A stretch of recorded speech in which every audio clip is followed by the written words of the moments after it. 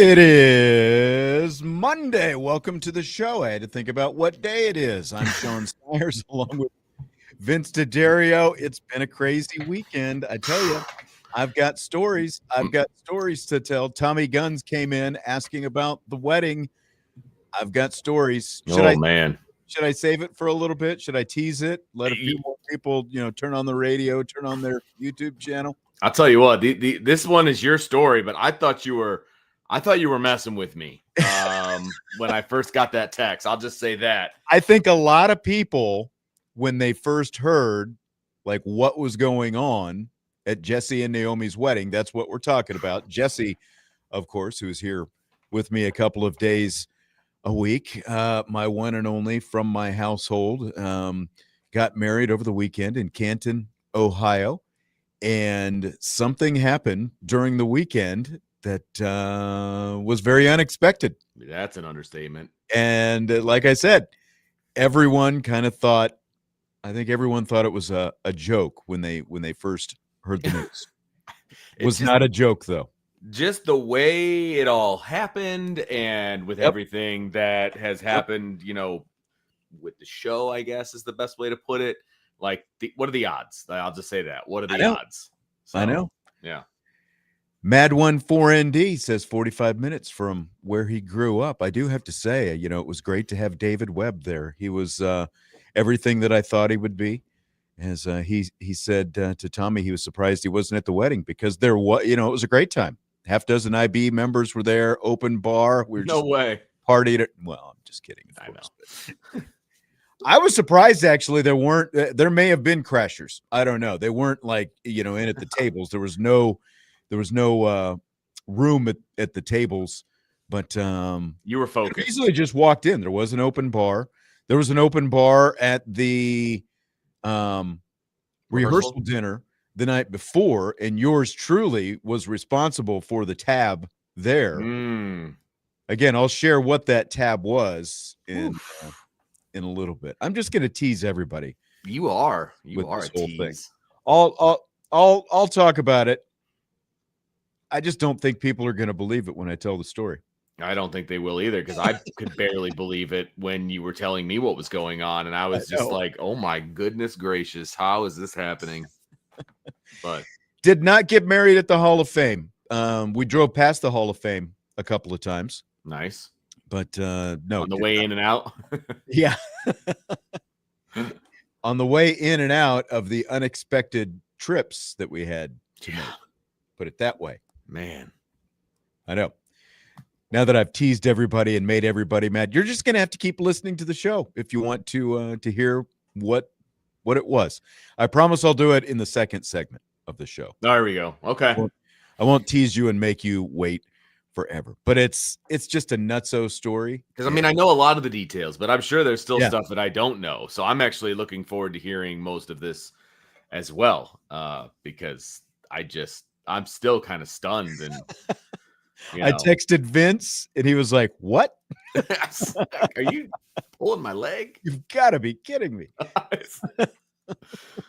Unbelievable. I know. All right, so Jesse and Naomi's wedding story coming up a little bit later in the show. We will save that. But Notre Dame beat Boise State. They did 28-7. They went on and had a football game this whole time as you were dealing with your stuff. They didn't care. They actually played. They actually played without me. I was a little disheartened by that whole thing. Did talk to people like during the wedding, people bringing up different things that were going on. And I wasn't like, oh, don't spoil it, whatever. I did, I'd check the score every now and then, but I wasn't like trying to find the TV feed or anything like that. But I didn't realize the Noah Burnett news until one of Jesse's friends told me about it. I was like, what? You've got to be kidding. He was hurt a couple weeks ago. I thought he was fine. And turns out Noah Burnett was hurt again. And now he's questionable again with a hip injury. And again, we'll kind of get to that in a little bit. Let's start off talking about the defense, though, Vince, because I obviously think it's pretty significant now. You hold Boise State well below their yard average, well below their scoring average. You hold them to a touchdown, one touchdown in the first half. That was it on a little quarterback run. Probably their best drive of the game. They did get into Notre Dame territory, obviously, a few times, but that was it. So after seeing Notre Dame's defensive resurgence Saturday, how convinced are you this was not just a Boise State game plan thing? Like we talked about turning the corner for Chris Ash and this defense last week. Where are you on just how good? Because the defense did look the best that it's looked all season Saturday against the Broncos. I'm not there yet. I need to see at least 2 games in a row this kind of defensive resurgence, I guess is the best way, because that's what you said. I need to see it 2 games in a row. This game was by far the best defensive game that Notre Dame has had all season. It's the first time that I watched the game and I thought to myself, that's a Notre Dame defense out there. Like it wasn't perfect by any stretch of the imagination, but they were aggressive. The play calling was visibly different than it has been in the first 4 games. Definitely. It was way different. It was just way, way, way different. And it allowed the guys to play to their ability. And that hasn't been the case the first 4 games. It was the case in the 5th game. What's it going to be in the 6th game? Like it can't right now. It's a standalone.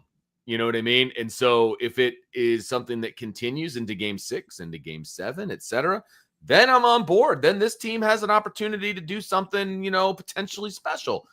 But if it goes back to what it was games 1 through 4 in game 6, well, do you include game 4? Yeah, Arkansas hit some explosive plays, but I still feel like, especially from an athletic standpoint, Taylor Green, if not the best quarterback Notre Dame has seen all season, just in terms of the threat that he poses with the dual threat. He's obviously not as a pure passer, like he's not Carson Beck. I do think he's probably a better runner than Marcel Reed, because again, they held him to well below his yardage average. They held Arkansas to well below their scoring average, held them to 1 touchdown and 2 field goals. I feel like the Boise State game, kind of a continuation of what started at Arkansas, because we did see some different things. We obviously didn't see, we saw more man-to-man against Boise State. We saw more, a more aggressive front against Boise State. We saw more blitzing, which they've needed to do to get pressure on the quarterback, to make him make some mistakes. We saw plenty of that from Madsen Saturday. So, I feel like definitely games 1 through 3 are kind of in the same book. A corner started to turn, I feel like, against Arkansas, and we're continuing to see a good trend against Boise. Now, again, there were differences between Arkansas and Boise State, but I do feel like a good deal of that was also because of the respect that you had to pay to Taylor Green with, that's why you still saw so much zone coverage. You weren't going to see Madsen take off running like the threat that Green posed to you. You had to play more zone concepts against Green because you had to limit his ability as a runner. They played a bunch of zone against Boise. It's just they played an aggressive version of zone. Like that's right. The play calling was light years different than it was even against Arkansas. Like the defense played better against Arkansas. The defense played like Notre Dame's defense of the last 5 years against Boise. Like the way that was called, the way that they, did it was just completely different. Yeah, they played better against Arkansas, but it was completely different than it was against Boise. So I would say maybe 50%. Maybe I'll give you half the game, but I can't give you the full game. I can't go there yet. Okay. Yeah. Well, here is actually Marcus Freeman today at his press conference was asked about Kingston Viliamu Asa, and he played more against Boise State, more snaps than we've seen him play the entire season. He played more with Drake Bowen against Boise State as well. And kind of going to this question about, is the defensive resurgence, a true, is it a true resurgence? Is this just a Boise State thing? So listen to what Marcus Freeman had to say about Kingston Viliamu Asa and his increased snaps against Boise State, and tell me how you're feeling afterwards. I think it started off, they played with a little bit more 12 personnel than we've seen all year. And so you had 3 linebackers on the field more than you have in the first 4 games. And so Kingston was the third guy. He wasn't going to come off the field. And then when we play with 2 linebackers, we have our normal rotation. And then you talk about the versatility of Kingston and Snead in third down situations being pass rushers. So it was intentional, but also because of what the offense was doing, it gave us more opportunities to keep linebackers on the field, especially Kingston. Okay, so more linebackers on the field, specifically KVA. Does that encourage you, or does that kind of does that give you a little bit of pause? Because, again, it's like to the question, it was a fairly Boise specific type game plan, it sounds like. It gives me pause. It's a little concerning because this is the game that the best of the linebackers have played all season. Mm-hmm. Part of it was because I think they were put in position to do what they are good at strength wise. They had, Jalen Snead, attacking the quarterback a little bit more than just playing in space. Now he did do a good job playing in space. Should have had an interception in the game. It was called back on a ridiculous penalty. I thought that, I thought the linebackers played their best game top to bottom. And part of that was because Bowen and KVA were playing at the same time. So yeah. I was hoping to hear, this is something we've been experimenting with, and this is something that we want to see more of. Exactly.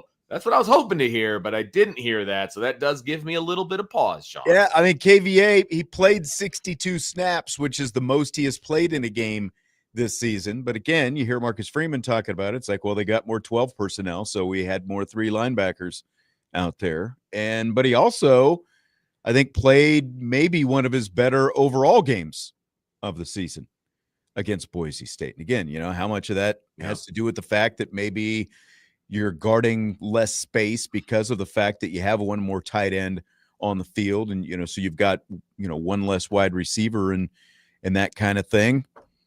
I don't know. Like I came away pretty encouraged just watching the defensive performance, but again, like you hear that and you're going, well, how much of this is actually applicable going forward now? Yeah, that's the biggest thing. It's like, okay, if this is the beginning of what we're going to see the rest of the year, then yeah, man, this is fantastic. Like the keys to victory that we revisited yesterday upon further review, defense got check marks across the board. They hit everything. And this is the first time that's happened in a really long time, it feels like. And so, if this is, I hope the staff, puts the film in and they watch it and they're like, you know what? Defense played really, really well. Maybe there's something that we need to harness here and keep going with, and the whole deal. So, whether Marcus Freeman has his hand in it more, whether Mickens has his hand in it more, or whether it's still just all Ash and he, finally found something. Dog finds his tail. I don't know, but hopefully it continues, because it was very obvious and very clear watching the game live and watching the game back that the defense was playing with a different amount of aggression, with a different, just different everything, and it showed. 4 turnovers, and, they're putting the ball on the ground and doing they're not missing tackles. It's just check. I mean, that's what we want to see. Yeah, exactly. Felt like the coverage was stickier. It felt like the coverage was more physical. How much of that had to do with Leonard Moore, just having Leonard Moore on the field? I think doesn't hurt. Yeah, it doesn't hurt. That played a big part in it. Having Devontae Smith for about half the game, I think that Smith and Moore helps. It stings that now Devontae Smith is out again. You'd like to get these guys healthy, and like it's kind of becoming a little bit of an unfortunate trend right now. Just you've got all these guys with all these different bumps and bruises and missing time, whether it's the kicker, whether Moore, Devontae Smith, they've both missed time. Jaden Greathouse missed last week's game. So it's like you've got kind of a laundry list of these soft tissue injuries. And Marcus Freeman talked about that today, and we'll play the cut where he talked about it when he was talking about Noah Burnett specifically. But you got to get this stuff figured out. All these guys missing this amount of games, because like we've talked before, like when it's ACLs and MCLs and Achilles tears. It's like those things happen, unfortunately, regardless of what kind of surface you're playing on, regardless of who the strength coach is and that kind of stuff. But when you start talking about these soft tissue injuries, like you're essentially like when you're doing all this off-season conditioning and your continued in-season conditioning, that's the reason you're doing this stuff. And that's what these things start to become really frustrating when you see this many of them. I agree. It's such a fine line when it comes to injuries. Where do you place the blame and who's doing what, and all of these different things. And now having a kid in college, like there is, obviously there's the strength coach, and then there's the position coach, and there's the head coach, and there's all the different things that you have. And I'm not showing blame anywhere, but like there's also the kid. Like if the kid isn't coming in and doing the preventative work with the trainers that you should be doing, even when you're not hurt, like if you're not doing that, that can lead to some stuff too. And are you trying to do too much? 100%. Yes. All of it. You know what I mean? So you've got to thread that needle to find out what's best for you. And you got to listen to your body, and you got to do all these different things. And it's just a different scenario than being in high school and, that kind of a deal. Exactly. So, I'm not placing blame anywhere because all of these injuries are a little bit different and, all that kind of stuff, but it is unfortunate, but they're also coming into a stretch here where they shouldn't need everybody either. Yeah. Yeah. So we talked about Kingston Viliamu Asa specifically. Marcus Freeman also talked a little bit today about the growth of the linebackers and what's next for them. I think it's an accumulation of a couple things. The answer will probably be similar. If you ask me about the defense, it's the ability. We know those guys have an unbelievable talent. I'm talking all five of those guys that you would mention. Their talent level is extremely high. How do we get them to play that way consistently, right? And is it the clarity in what we're asking them to do? Is it them understanding what is being asked of them and then going out and do it on Saturday? I think it's just all those things and the experience that we have in a new system that's now allowing those guys to play with much more velocity and use that athleticism that we have. They're, Coach Bulla pours so much into those guys. I mean, the thing I really appreciate about that room, and I'll say that about multiple rooms, is the unselfishness. There's four of those five. Matt is young. I won't let Madden be the fifth guy, but four of those guys that could argue to never come off the field. But we got to split time. We got to roll guys. We have different roles for each of those guys, but they all played at a pretty high level on Saturday. Yes. Okay. So there's some David Webb hit the nail on the head. This is when I stuck my finger up. I was pointing at you. In the middle of all that, Marcus Freeman talked about a new system. You mean the old system? Even though they're playing the Notre Dame defense. Yes. Doesn't it feel like the new system is essentially, or, whatever they're playing right now is not the air quotes new system. It is much closer to the old system. And maybe that's just why all these linebackers were played as well as they did on Saturday. When he said that, my ears perked up for sure, because I didn't have a chance to listen to the press conference this afternoon. Sometimes I can. I did not. So this is the first time I heard that cut. And when he said it's a new system that allows them to come downhill and be aggressive and blah, blah, blah, blah, blah. And it's like, oh, you mean the system that they had last year and the year before and the year before? Right. The one that went to the national championship game. Right. Yeah. Yes. That was led by your defense and allowing them to come downhill and be aggressive. Like, okay, here we go. Now we've started to figure it out. Why did it take till game 5? But that was a kind of a telling quote there. In my opinion. So too. Yeah. Thought so too. Very, very interesting. And it just, again, like like you let your linebackers play to their strength. Yes. I think that was a huge part of it. Like Jalen Sneed, just let him get after it. Right. A little bit. Bowen's coming downhill and KDA's coming downhill. They're not as where is it? Here we go. Michael. He says before Saturday, linebackers were total read and react. Yep. They were definitely playing different. 100%. Anybody with any kind of a football brain, or even not so much of a football brain, can see that the defense, this linebacker specifically, were playing different. They were playing Like, oh, there's the ball. I'm going to go get the ball. I'm going to come downhill and blow some stuff up. It was not fitball. It was football. Yes.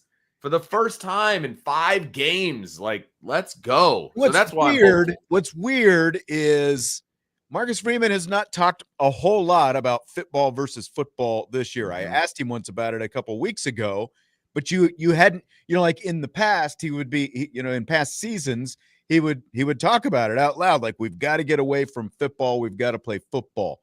Well, all they were doing was playing football through the first 3 games.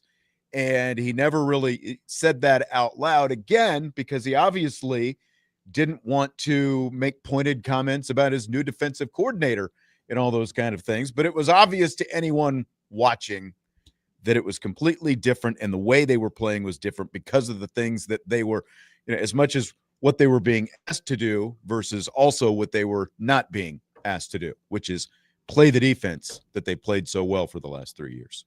Yeah, I completely agree. And I understand that you don't want to go out there and throw your coach under the bus and do all of those. I get it. I totally get it.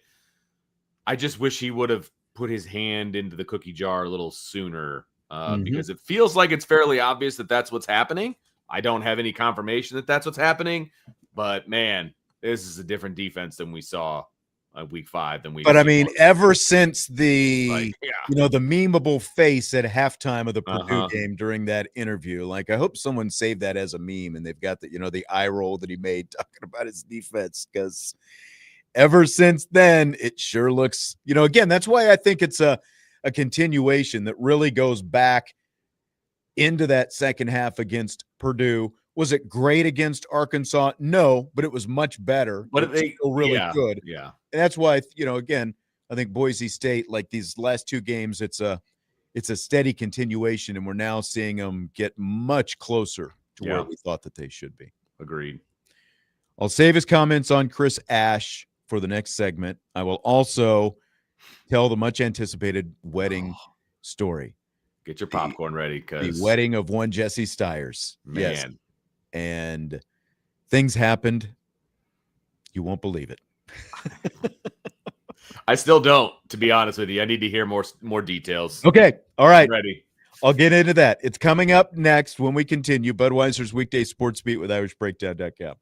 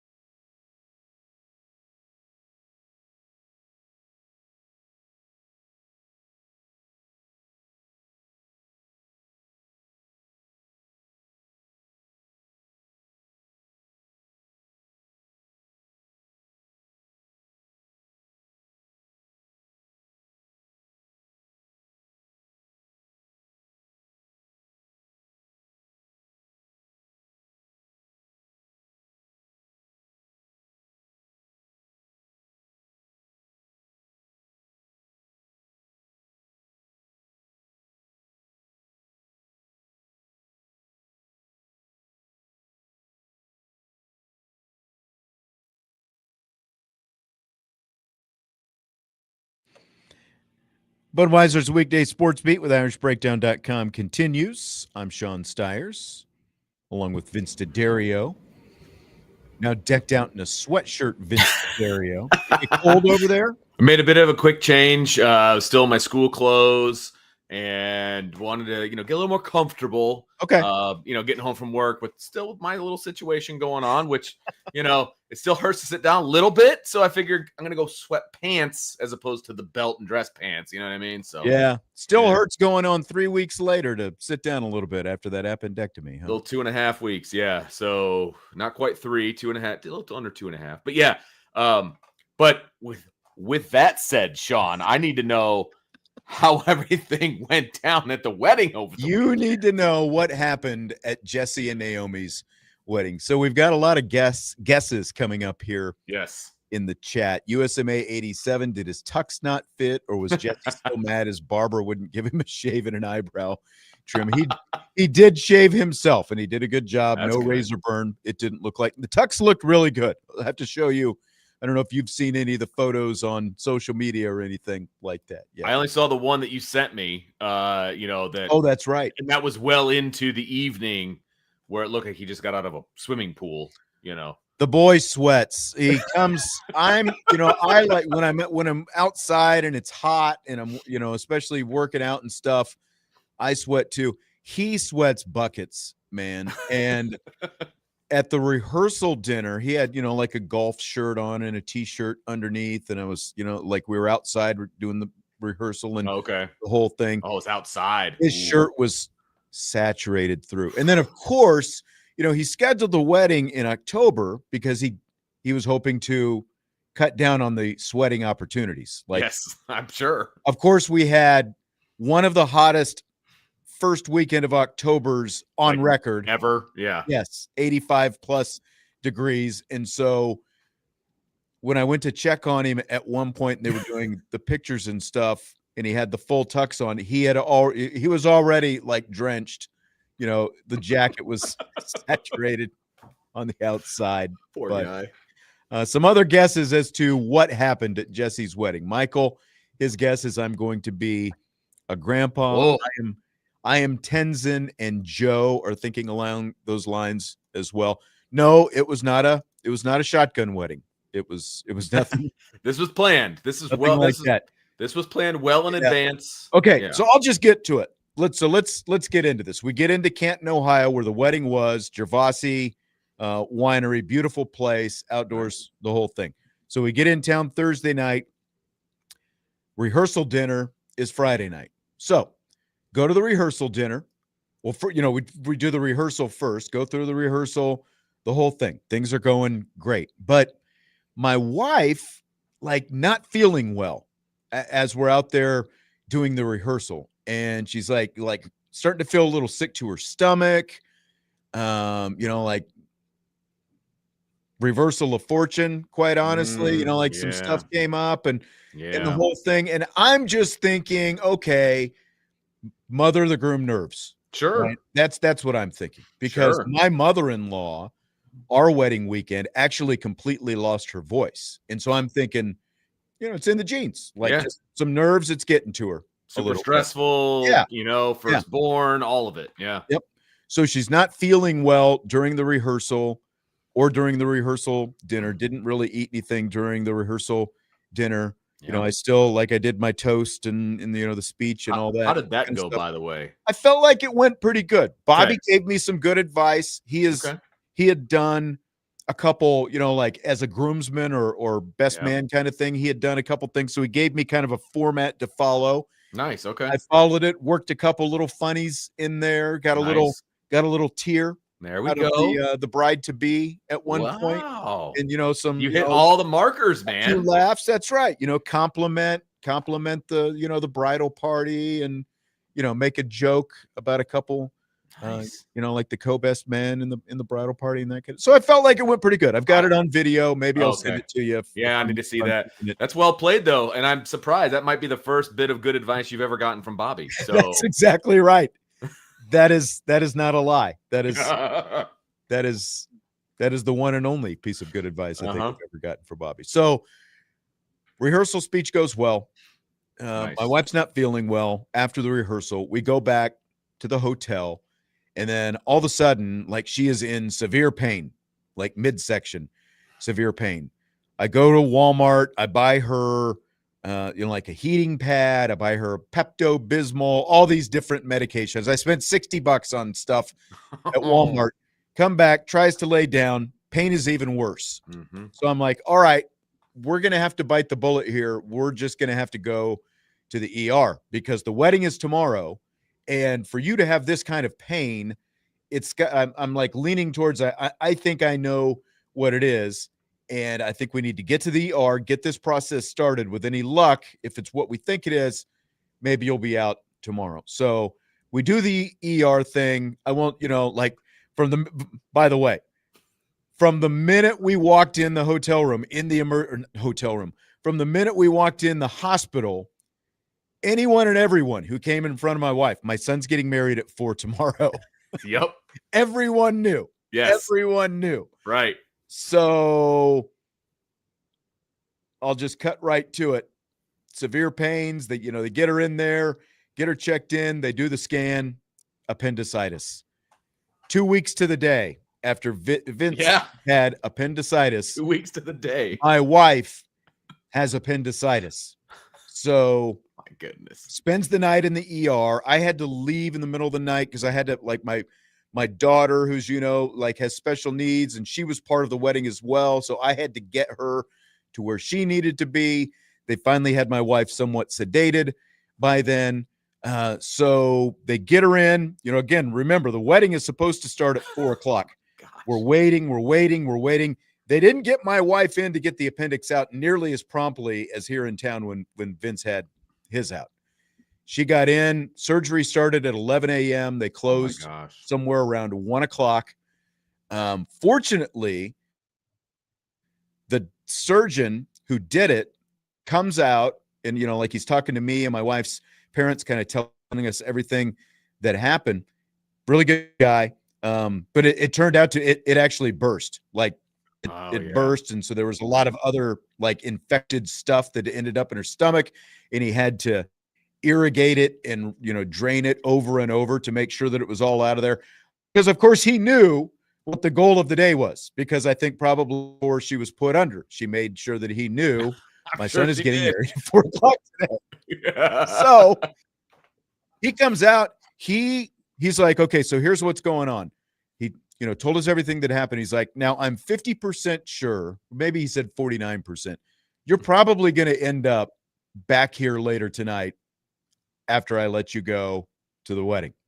Now, fortunately, that didn't happen, but that's good. So as soon as the surgery is over, he signed off on all of the discharge papers to get her out as quickly as possible. He said, as long as she's able to walk, and be, steady, and all of her vital signs are good, she can go. So the surgery is over at around 1:00.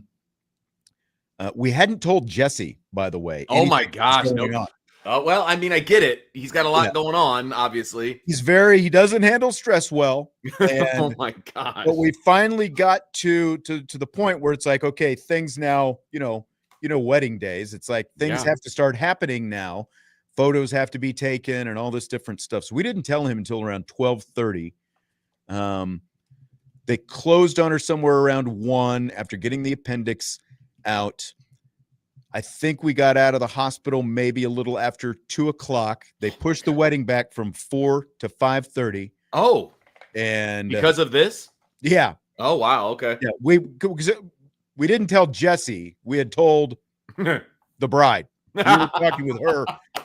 She actually told him, because we wanted her to, because he was actually out golfing with all the groomsmen that morning. So we were trying to just, as much as possible. Sure.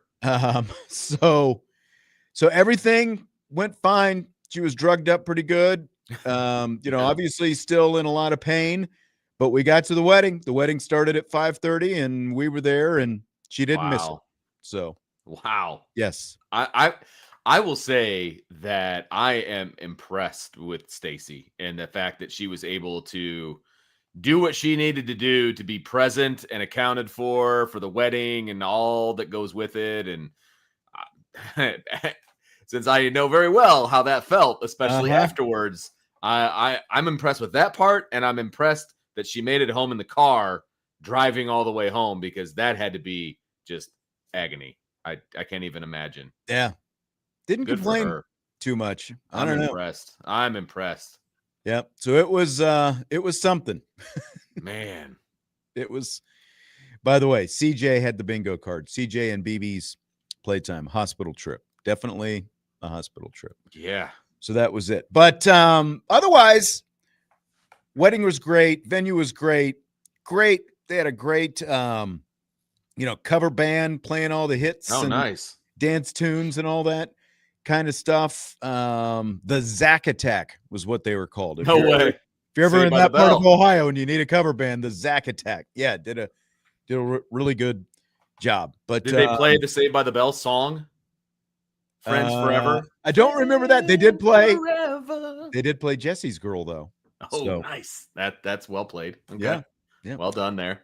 They did their vows and all that kind of stuff. I do have to say, by the way, Jesse stayed up till like 3:30 in the morning the night before writing his vows. Jeez. Which honestly, I'm like waiting until the last second thing to do. But man, no kidding. I was kind of, I don't know why I was so surprised for someone like him, so involved in sports. There were a lot of sports metaphors in both of their vows. Like teamwork and, oh boy, my best effort and, all this. But that's actually, I forgot the sports metaphor that Jesse used, after my wife got out of the hospital. He's like, it's okay. When we finally got there, he's like, it's okay. We've just made our halftime adjustments. We're going to go out and win the second half now. So it was kind of the start of sports metaphor day, but there was like teamwork and this, and they actually, like, the Cowboys actually came up in both of their vows. Of course they did. Because she talked about how nuts he gets watching the Cowboys. This show actually came up. The wedding officiant, when he was talking about Jesse, talked about how he does this show with me. So yes. Yeah. But great speeches by the co-best men, Matt Hinkle, Kalen Sadler, a couple local guys who Jesse's known since grade school and middle school, couple of the three Adams guys. Know those boys well. Yep. That's right. Right. Tommy's asking Mercy or Altman. We went to Altman, Tommy, and it was downtown Altman. And they told us if we did have to end up back in the emergency room again to go to Massillon, that we would have been better off going to Massillon because you can get in quicker down there. So who knew? Yeah. So that's it. It's the wedding experience that no one will ever soon forget. Ever forget. Nope. Yeah, no kidding. Oh my gosh. Well, hopefully she's resting now, and you're waiting on her hand and foot. As much as possible. She's very hard to make sit still, though. That's part of the problems. So Tommy wants to know where the newlyweds are off to on their honeymoon. They flew from Cleveland to DC to Madrid. Whoa. And then Madrid to the Canary Islands. Well, they will be spending the better part of this week, and then they're going to France after that. So they're going to be going 2 weeks. Yeah. Holy moly. She travels a lot for work, so all of the airfare and the lodging was paid for in points. Yeah. Well done. Yeah. Well done. That's impressive. Yep. Good for her. So we'll see what kind of stories he has to tell when he gets back here. I want to hear how it was broken to him and how he felt about the fact that for hours and hours he didn't know. He thought it was a joke when she I'm sure he did. When she told him, he thought it was a joke. Yep, I believe it. She was like, because I would have too. Yeah, like, okay. Okay, so I've got something to tell you. We need to go outside. And he's like, you're messing with me, right? No. What are the odds? Like, what are the odds of all the days in a lifetime? I know. That's the day. Like, I know. Wow. And she kept kind of giving me a hard time because you didn't believe me. And this, I'm like, look, it wasn't true pain until we got back to the hotel. Like the whole night, it was just, I feel sick. which is kind of what you had, right? Yep. Like you're just feeling sick Yep. until it turns into stabbing pain. Yeah, I went a whole like 30 hours of just like, I got a tummy ache, it's probably camp food, that kind of stuff. So I was like, I'll sleep it off. And then I couldn't sleep it off. So yeah, I get it. And you threw up, very similar, like, but those are all symptoms of it, believe it or not, is being nauseous and, all of those things. So yeah, it's all your fault. All right. So that's the wedding story. We'll take a time out. We come back. We'll actually talk more football. We'll wrap up this hour with football, rapid fire, plenty of Notre Dame football talk coming up. Budweiser's Weekday Sports Beat with IrishBreakdown.com.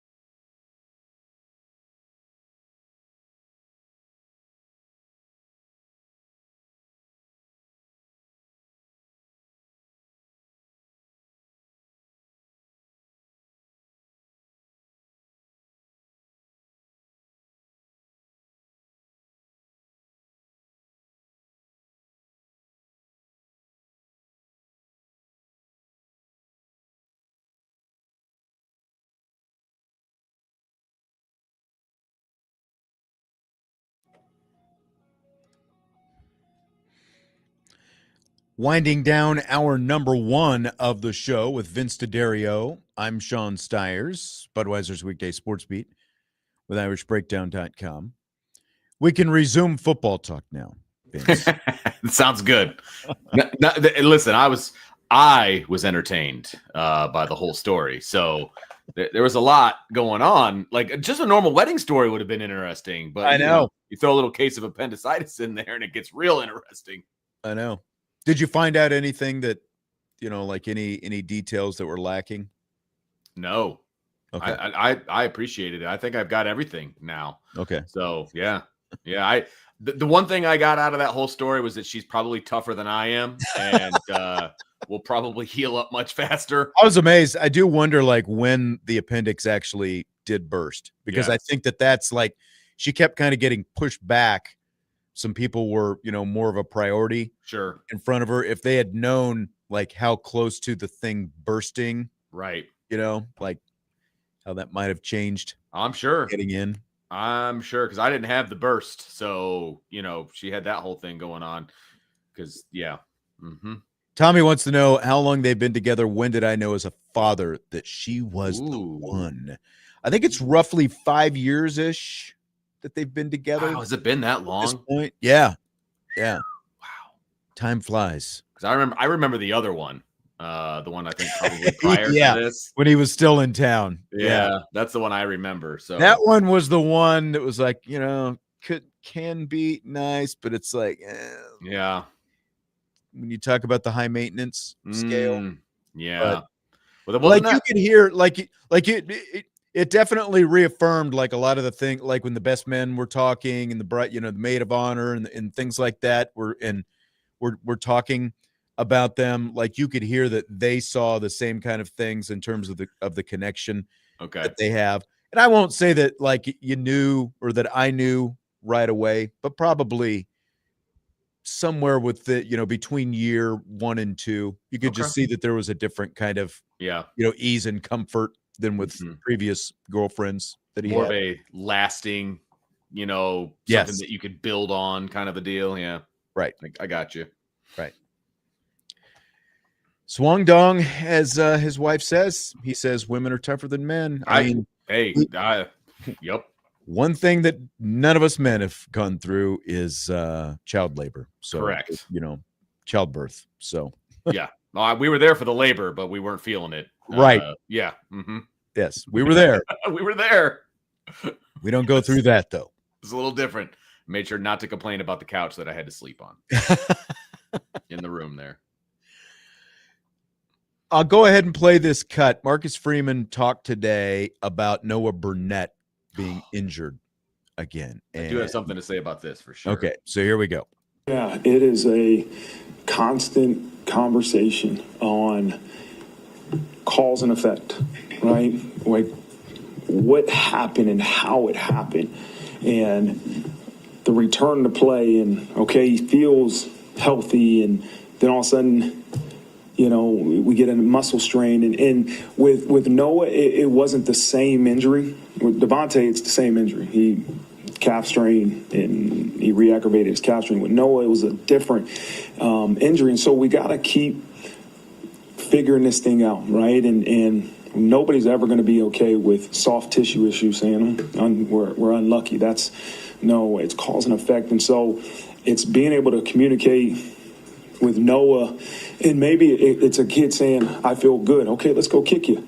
And all of a sudden, maybe you felt good, but, it wasn't good enough, right? That now he was sore or in too much pain to kick on Saturday. So we got to find the right formula. He's in a really good spot right now, but he was in a really good spot a couple weeks ago, and then we, got injured again. So we got to kick him. We have to. You can't go weeks without kicking and expect to make it in a game. Like anything, you got to practice. But is it practice? Is it treatment? Is it some type of fueling thing with his muscles? We have to get this thing figured out, and we are all, from the kid to us to sports medicine to nutrition, we're all trying to figure out, hey, what is the right formula to make sure he's available for Saturday, but also he's prepared to do what he's asked to do. All right. So there you go. That was Marcus Freeman, Noah Burnett. Vince, you said you had things to say. What do you want to say about all that? Well, obviously, as the parent of a kicker, he's had some injury type deals. And this year, actually, he had a hip thing that it sounds very similar to what, Noah Burnett is dealing with. And the only, like, he could kick through it, but there was pain involved. And the only way to fix it, and again, it might not be exactly the same, but the only way to fix it was just to stop kicking completely. And just, you're done. You got to shelve it for a little bit. Yeah. It took my kid a week. And then it was the slow build back up to where he needed to be. But it was like the only medicine is just to stop doing it. Not Notre Dame has great, medicine, the physical therapy and all of the different things. And that's where I'm talking about. Like, now that my kid is back, he goes in there a couple of days during the day, like in between classes, and he's doing some different work and making sure it's all stretched out and doing all of these different preventative type deals so that this does not happen again. But to Marcus Freeman's point, there was no way to pinpoint exactly why it happened. There was no like event that it happened. You know what I mean? It was just all of a sudden it's like, ooh, yeah, that doesn't feel good. Mm-hmm. And he's like, it's the worst pain that I've ever been in. And it only happens when I kick. And it didn't happen when he punted, only when he kicked. So, so it's a very, kickers are weird, man. So like, very specific. It's a very specific motion. You know what I mean? And like I said, the only medicine was stop completely. And then do physical therapy and things like that, but to stop kicking completely. So it sounds like he kind of came back a little sooner than maybe he should have, because he was probably feeling okay. And then you go in there and you kick a little bit and you're like, oh, that's probably not good. And so he's probably back to square one would be my guess. Yeah. The disappointing part is that they don't have anybody that they can count on to kick behind him. Like that is fairly disappointing at a big time program like especially when you have two other kickers. Sad. Yeah. Really. And I tried to tell people, like, Eric Schmidt is an amazing punter. He's an amazing kickoff guy. He's not a place kicker. Everybody's like, well, he did so well his senior year and blah, blah, blah, blah, blah. He's not a place kicker. And that has been painfully evident his freshman year at Notre Dame. Yeah. Because every kick he puts up is an adventure. And the PAT that he missed was low. Like, he kicked it really low. And yes, they shouldn't have had the kind of penetration and all that kind of stuff. It's a low kick. I put that on the kicker just as much as I do on the protection. Absolutely. And it's rough that they can't find somebody to kick. Beezer 12 Washingbeard asks how many games Notre Dame has lost because of kicker injuries in the Freeman tenure. He says he honestly can't think of one. I mean, he hasn't. I agree. They haven't lost any. Not because of a kicker injury, but this is 2 years in a row where you've had a kicker who's had to miss time because of a leg injury. Yeah. Remember you had it last year as well.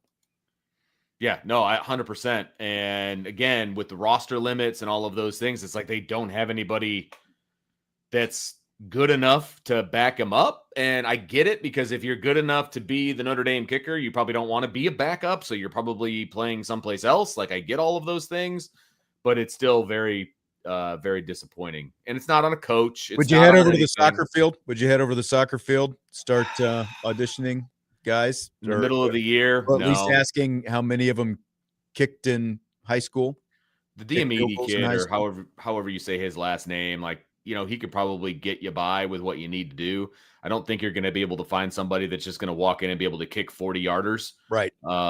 Extra points. People look at the Brandon Aubrey thing and see his success story, but don't forget, he played a pro soccer career and then was done with that, and is still a young guy and was like, looking for something to do. And his wife recommends it to him, and he just goes out and starts working on it one day. And he had to work his way back through. Like, he kicked in the USFL before anything happened. So it's like, I don't think you just grab a soccer player, but again, a lot of these guys, like really good soccer players, will also be the kicker on their high school football team. So like, I think it's maybe at least worth an inquiry to find out, okay, which of you guys kicked in, were field goal kickers in high school. How'd that work for you? How consistent were you? Whatever it happens to be.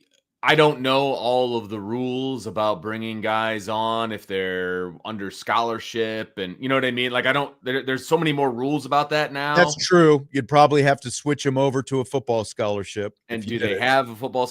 I don't know how all of that works. And especially in the middle of the season like this, like, you're just kind of screwed with what you got on the roster, I think, right now, unfortunately. I mean, I already called Marcus and I told him I know there's a kicker that can kick extra points. And he's willing to transfer. Make it happen. Yeah. Yeah. But, he didn't call me back. Man.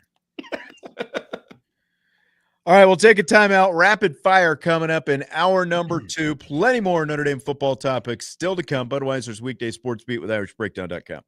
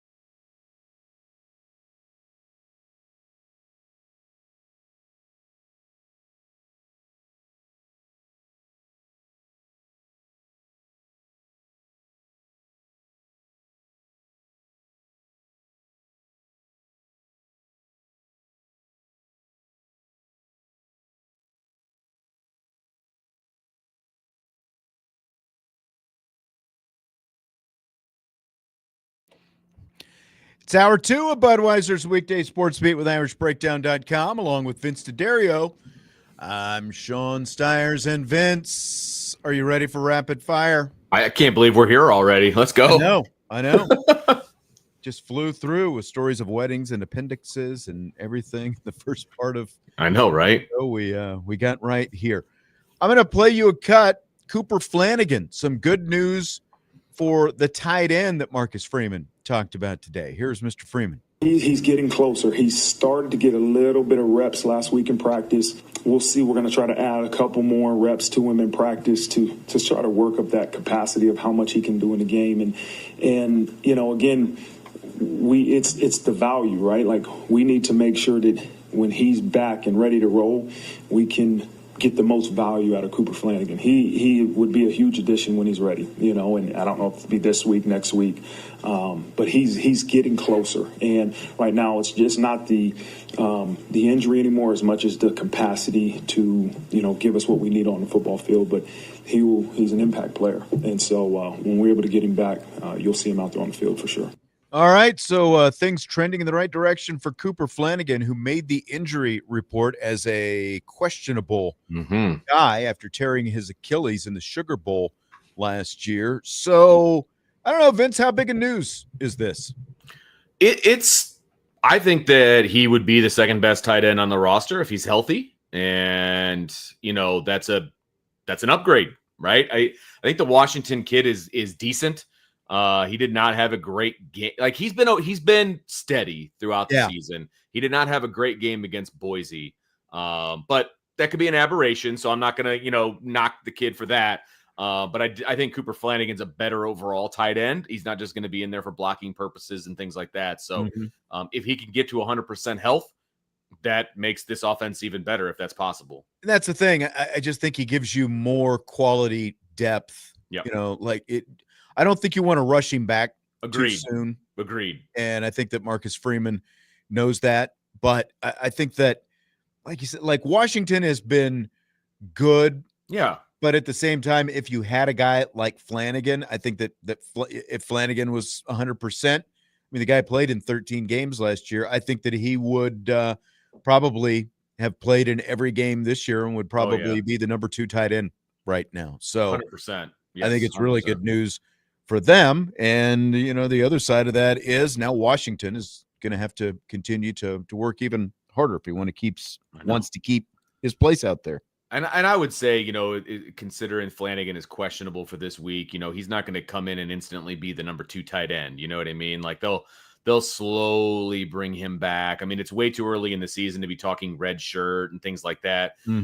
So it doesn't matter if he plays only a couple of plays, but it's just going to be a slow kind of a comeback. And like I said, when he's 100% healthy, I think he's the number 2 guy. Josh is asking if Raridan is gone after this year. I wouldn't say it's a foregone conclusion by any means. I think his draft stock is going to be pretty interesting because he has been good, but I don't think when you look at Eli Raridan's game right now, you go, that's definitely a guy that an NFL team is going to take even within the first 4 rounds of the draft if he were to come out next year. Do you? No, I agree. And I think he will have, let's see, as a freshman, he played in 5 games, 7 as a sophomore. He played in a bunch as a junior. So he may be out of eligibility. Wow, I was thinking he had 1 more year. I think that's probably what Josh was talking about. Yeah. But I'm just looking at his bio on the website, and you might be able to get a medical red shirt, because he played in 5 games and then he suffered the season-ending injury. I don't know who knows what the rules are in the NCAA for, injury red shirts and things like that. But he may be able to get 1 more, but as of right now, he's played in too many games. So he would be out of eligibility. Well, and I'm trying to remember when because 2022, so that would have been Marcus Freeman's first season.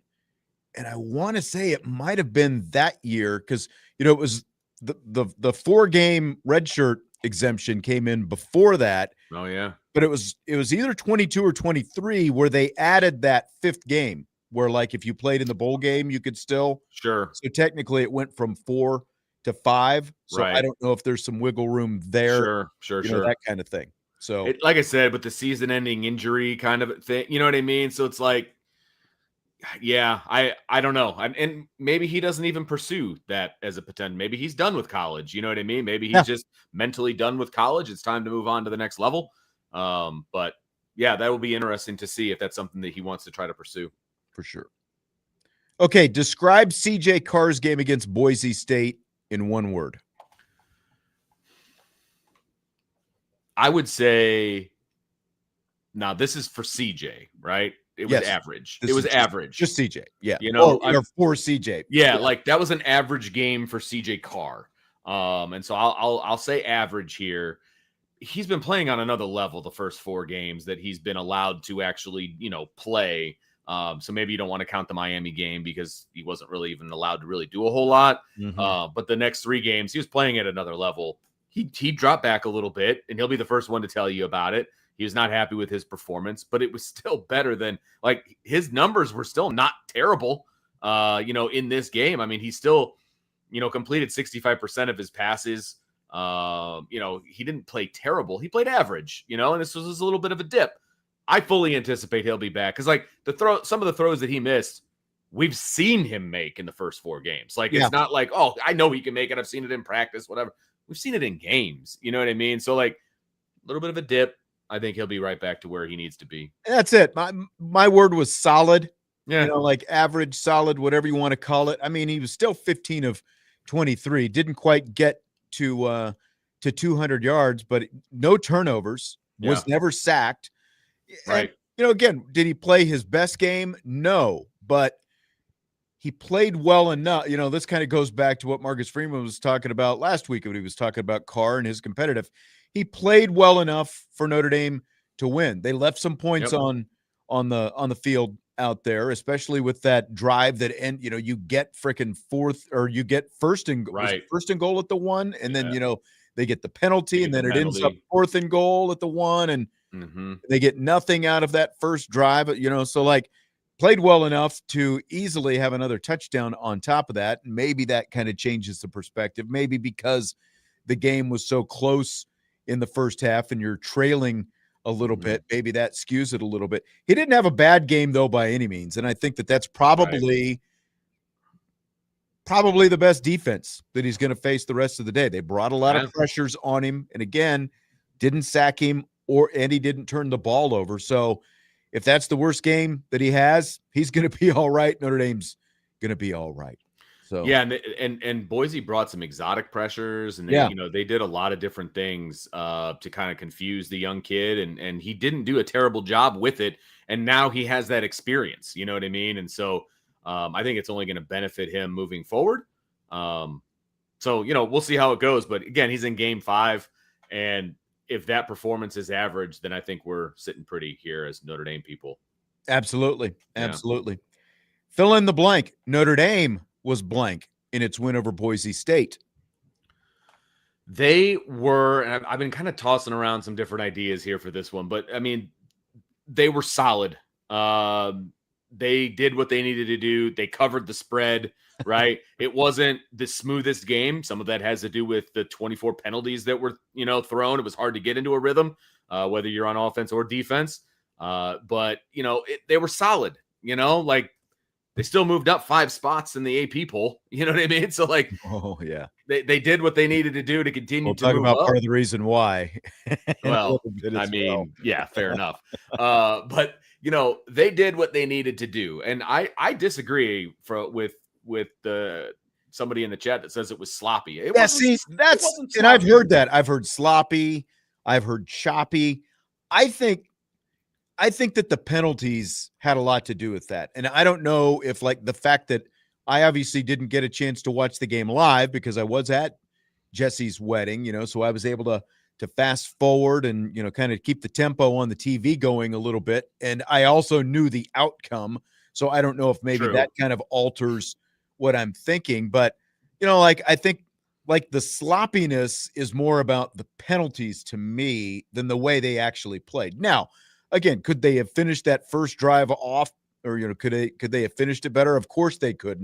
But again, Sure. if they do that, I think that alters a little bit when you see your first drive end the way that it did. I just thought they played. Again, like I've already said, solid for CJ Carr, but that's what it was. It was just a good game. They didn't make any really fatal mistakes. They created, defensively, they created a lot more turnover. They won the turnover margin by a wide spot. Offensively, they moved the ball. Really, what affected most of their drives were the penalties. That was it. Yeah. No, absolutely. And some were self-inflicted. Some of them were terrible. I mean, we've talked about this before. Like, you can watch a football play and call a penalty on every single play if you really wanted to. You know what I mean? Whether it be holding or whether it be whatever. And this crew decided to do that, and that's not great. You know what I mean? So, like, there were definitely, like, this is the best defensive performance that Notre Dame has had this year. The offense wasn't necessarily at their best, no doubt. Nobody's going to disagree with that. But they still put up 4 touchdowns, and they probably should have had at least 2 more. You know what I mean? So, like, they were moving the ball. They had, a bunch of yards offensively. I think they almost had 400 yards of offense. I mean, it was just solid. It wasn't great, but it was solid. So, it's okay. That's okay. I don't want to see more than that, but I've opened a can of worms by mentioning penalties. So we'll take a break. We'll come back. We will talk about the penalties, Notre Dame and Boise State. You'll hear some of Marcus Freeman's comments on that as well. When Rapid Fire and Budweiser's Weekday Sportsbeat and IrishBreakdown.com continue.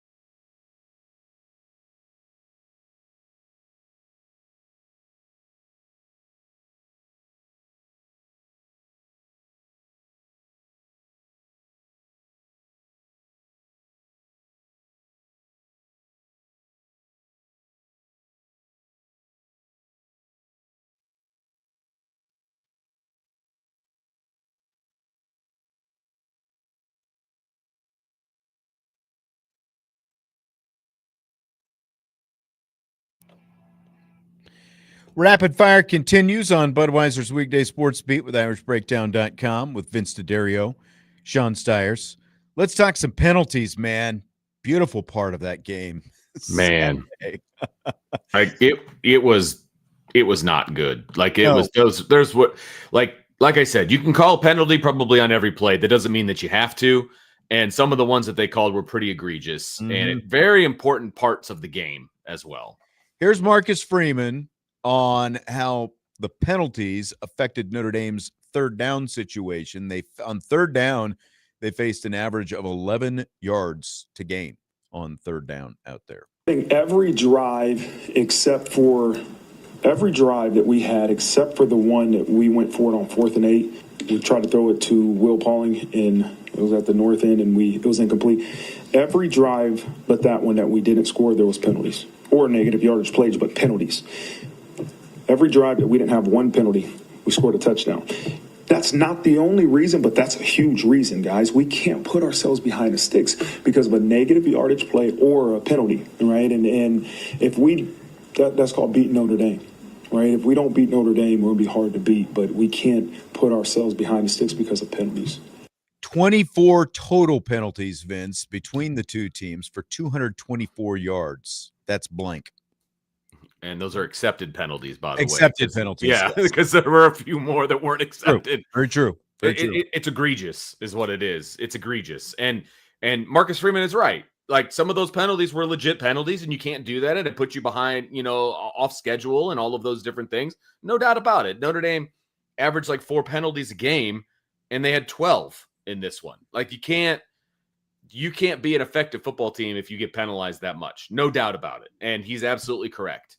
But some of those penalties were ridiculous and should have never been called too, So the whole thing was egregious. It was the play of the players, getting those penalties, but also the referees and throwing some of those. That's the thing. It's just it's ridiculous. And these ACC officiating crews, right. How can you walk out of here and feel like you've done a good job when you're throwing close to 30 flags, like you said, because there were some that were refused as well. Ridiculous. 24 were accepted for 224 yards. Each team had 112 yards worth of penalties in the game. And like from the very beginning, it's like penalty, and there were definitely a lot of borderline calls. It's just it's too much, and I hope that the ACC looks at this right and looks at it with a critical eye and says, couple over here, I think you probably could have just kept that in your pocket. You've got to do a better job than that. It does nothing for people trying to watch the game, right? Both in the stadium and of course on TV. It does nothing for that product, and it's beyond ridiculous. 24 accepted penalties. Ridiculous. Yeah, that's just way too many. And like you said, some of them were ticky-tack. Some of them just weren't penalties at all. And how do you call, pass interference one time and then you don't even call it at all on another one? Like just the Micah Gilbert throw, the deep ball over the middle. Like those two guys accosted Micah Gilbert and there's no call there. And then a guy looks at a Boise State player funny and they get called for, defensive pass interference. So like just some really, really bad calls and some bad non-calls as well. It's like, if you're going to call it here, they call the unnecessary roughness on, Tay Johnson, right? When he kind of threw the guy down, but then like not that far after the Boise State player just absolutely rocks a Notre Dame player out of bounds. And they don't call that. Like, just, I don't know, just not consistent either. Here's a thought. Josh is saying the Florida State, Virginia referee crew pretty good when we got to hear the reviews. Like these ACC games on ESPN, they're letting them go inside the booth. I mean, if it's a Notre Dame home game and they've got an ACC officiating crew, like shouldn't NBC be working on that to take us inside? And that was actually pretty cool as well. That game, just to kind of hear, and they were doing that in the XFL first. You got to hear kind of the behind. But I mean, they've been doing it in all ACC games on ESPN. Oh, okay. I didn't realize that. I've seen it a few other games as well. Yeah, that's cool. I like that because at least you kind of hear how the sausage is made, I guess is the best way to put it. But exactly, I like that kind of stuff. Yeah, I do too. I would rather see that. I think that if I'm a rules analyst, I'm probably worried that it goes too far, because I think once you do that, you really don't need the rules analyst very much anymore. The only thing the rules analyst did in the Notre Dame game this past weekend was basically say that the referees were calling too many penalties. So, yeah, he's not wrong. That guy was a little sleepy, though, wasn't he? He was. Like they woke him up. Wasn't like, Terry McCauley. Terry McCauley, I thought, was the main guy. I can't remember that guy's name. A little sleepy, it seemed like. Mm-hmm. Agreed. Vince, does it feel like there's been some flip-flopping on the Boise State narrative and how good a win this was for Notre Dame? That's my biggest issue. I actually mentioned this on the post-game show. It's like, okay, you got to find one narrative and you got to stick with it. Either this is one of the second most winning programs since the year 2000, and they're, coming in, they're disciplined, they're the whole thing, or they're just another group of 5 team that, comes in, gets their payday, gets beat, and leaves. Like, you can't really have it both ways. You know what I mean? You can't be like, well, Boise State might pull the upset here against Notre Dame because they're such a good team and blah, blah, blah, blah, blah. And then after Notre Dame beats them, it's like, well, they were just a group of 6 teams. Right. It's another group of 6 team you're supposed to beat. And that's, because John in the YouTube chat is saying, no, Boise State's a good team. I agree with that. I mean, honestly, I think that, and I'm not saying they're going to have the best offense. I do feel like they're probably the best defensive team. And I think when I look at them, maybe them and Navy are probably, well, and I would say Fran Brown, Syracuse is a well-coached team as well. The talent level kind of fluctuates there with what Brown is doing. But my point is, Boise State's a really well-coached team, and you can see that in the way they play out there. And the fact that they were in the college football playoff just a year ago, and you've got the same quarterback from that team. And, you don't have the whole team back, but you've got a lot of guys who were in the college football playoff last year. Still Boise State. Yeah. You know what I mean? It's literally, if you're going to play, there's a reason that, that was the first Notre Dame Boise State meeting, for one thing. Boise State is probably, of any of the Power 4 teams, probably, I would say, Oregon and Oregon State maybe has played them more just because regionally they're much closer to them. Power 4 teams, and going back to when it was Power 5 and whatever you want to call it before that, they wanted nothing to do with Boise State after that Fiesta Bowl win that Boise State had over Oklahoma. What's that been? Maybe 17, 18 years ago at this point. But they have sustained success through a lot of different coaches. They're a very good program, and again, a very well-coached team. And I'm surprised at kind of like the, Notre Dame, you're supposed to win that game and that whole thing. It felt like it flipped fairly soon to me. Yeah, 100%. And, you definitely get that when it comes to Notre Dame, because remember all the people calling for Arkansas that they were going to beat Notre Dame. Mm-hmm. You can't go into SEC country. And then when they left, well, Arkansas sucks, let's fire the coach. You know what I mean? So that's a Notre Dame situation, frankly. But again, like Boise State, when you look at the way Boise State plays and is coached compared to Arkansas, now, Arkansas has a few better athletes on their roster, but in terms of how they're coached, how they play, Boise State, clearly the better team between the two to me. Yeah, I agree. Yeah.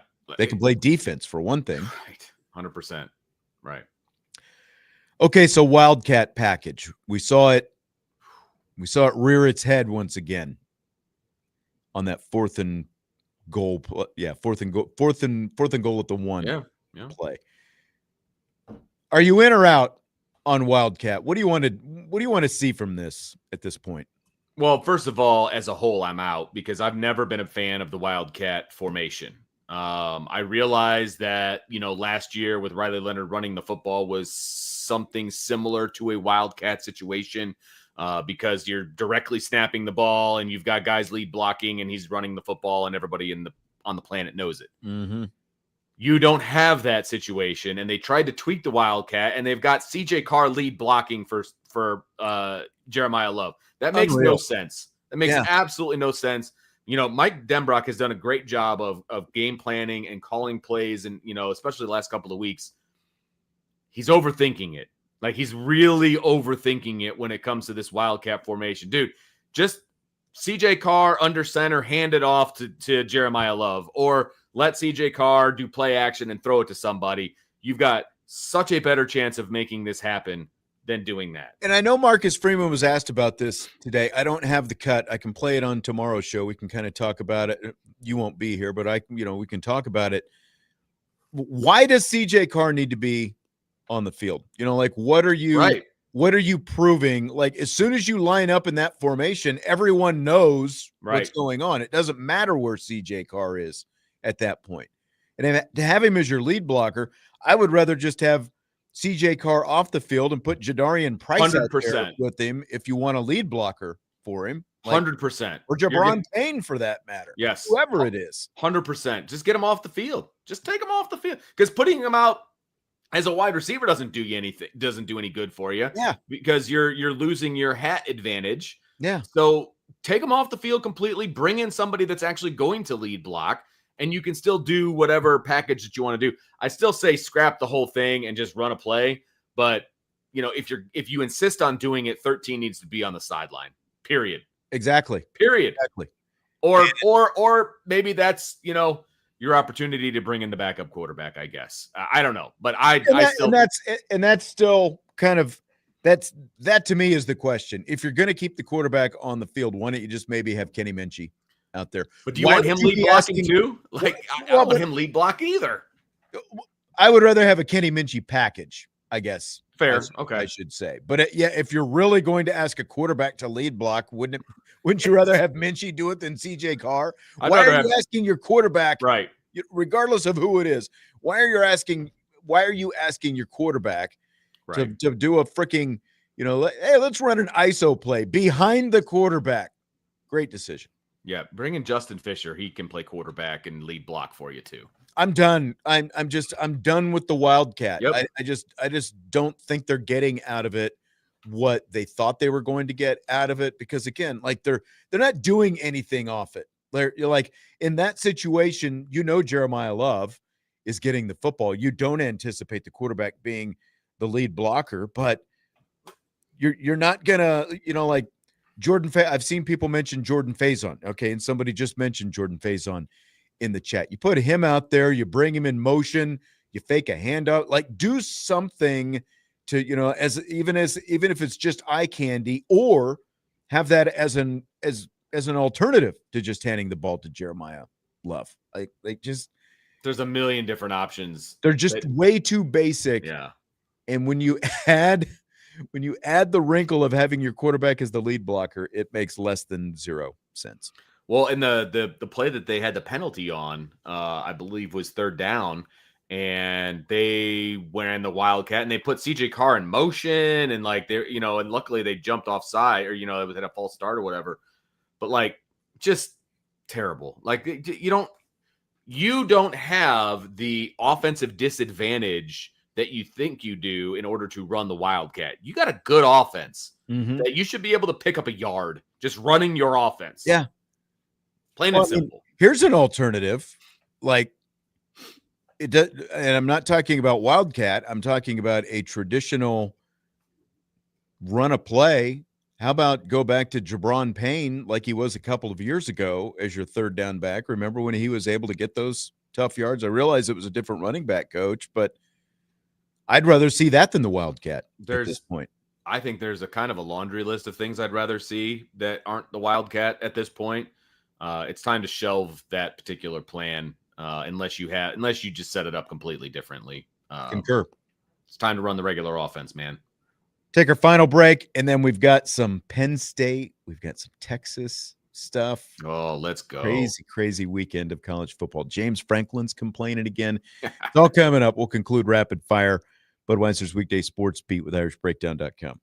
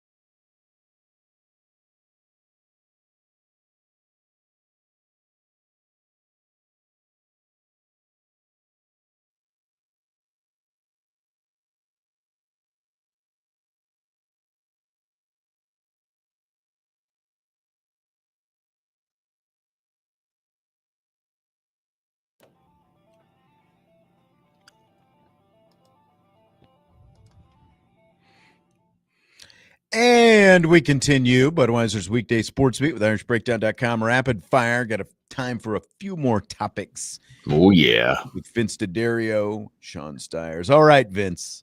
Fill in the blank. Penn State head coach James Franklin complaining about travel after losing to UCLA is blank. Is a page right out of Lincoln Riley's playbook is what that is. And I think it's hilarious. I feel like they called each other and exchanged notes on how to explain away a bad loss away from home that happens to be in another time zone. I mean, I listened to the entire post-game press conference from Franklin, and it was just one excuse after another. And, you know, I'm not overly surprised by the fact that people want his head on a platter. Yeah, it feels like they wrote that playbook together, like they came right. And like, seriously, okay, what are you gonna say? What are you gonna say? Here's what I'm gonna say. Look, UCLA had just traveled to Evanston the week before and lost to Northwestern the week before. And they come home. It was Penn State's first trip out of Happy Valley since the Orange Bowl, losing to Notre Dame last year.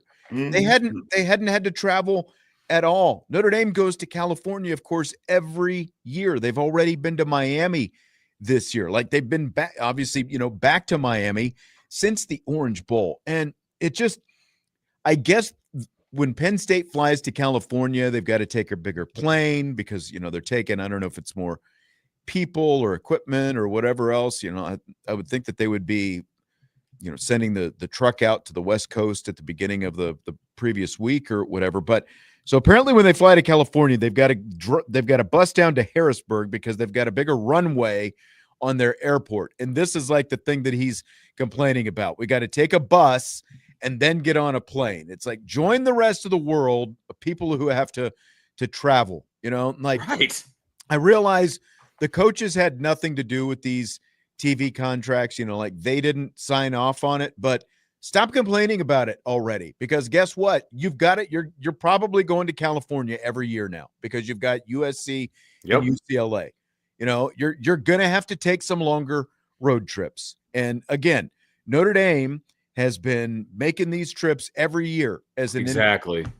So if you're Penn State and you don't like the big check that you're getting from the Big Ten, just get out of the Big Ten and become an independent again and see how that goes for you when you can make your own schedule and see what your budget looks like. I'm tired of all these coaches complaining about it. You got to deal with it. Like find a way. All you're doing is sending a bad message to your team. You're sending the wrong messaging to your team because all you've got now is excuses about why you lose. And that's all it is. Whiners cry. That's all it is. And your boss, your president, and your athletic director voted to bring them into the league. That's on you, man. Yes. Like it was a unanimous vote to bring them in. So you can't complain about having to go out there and play a game when you voted to bring them in. That's on you.